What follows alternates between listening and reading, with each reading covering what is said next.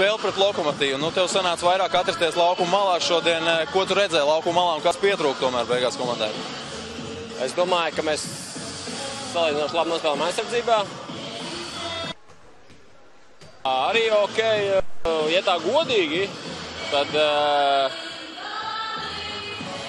bija diezgan līdzīga cīņa. Un, manuprāt, visi izšķirs atmetienu. Daudz atmetienu, atmetienu garām ļoti daudz. Bet tā bija, es domāju, ļoti laba tāda saturīga, sakarīga spēle no mūsu puses. Pats iesaistījies cīņā jau pirmajā ceturdaļā, bet nogāja malā uzreiz ledus pie kājas. Kas īsti notika? Kā lai tā pasaka, īsumā. Notika tas, ka man bija tāda maza mikrotrauma. Es domāju, spēlēt.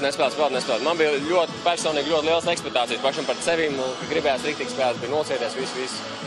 Lai arī man 31 gads, bet šis solis bija apmēram 16-gadīgs zēna līmenī, un man vienkārši vajadzēja pagaidīt pāris dienas, tā domāju, un viss. Bet,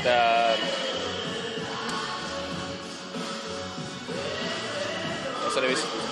Nē, protams, vienkārši gribējās jau šodien, un es arī ļoti labi jūtos fiziski, un tiešām ļoti labi. Vienkārši sanāk tā, ka no pārslodzes bišķi ņikrs un parāda bišķi muskuli. Es ceru, ka būs kārtībā. Nē, jābūt kārtībā, protams. Vienkārši gribēs spēlēt.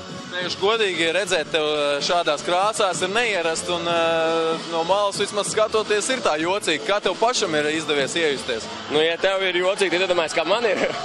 Jo, protams, bija jocīgi sevišķi, kas atnāca pirmo treniņu šeit svētdien.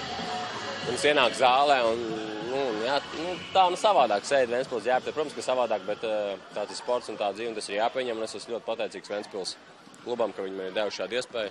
Pieņēmuši, jo komandā ir lielisks mikroklimats un visi forši tiešām. Tikai jāvienē spēles. Sezonas turpinājums ULAB kausā uz maksimumiem. Protams, tur nekāda cita varianta nav un jāspēlē, un katra spēle jāspēlē tā kā pēdējā spēle, un tad es domāju, ka rezultāts neizpaliks.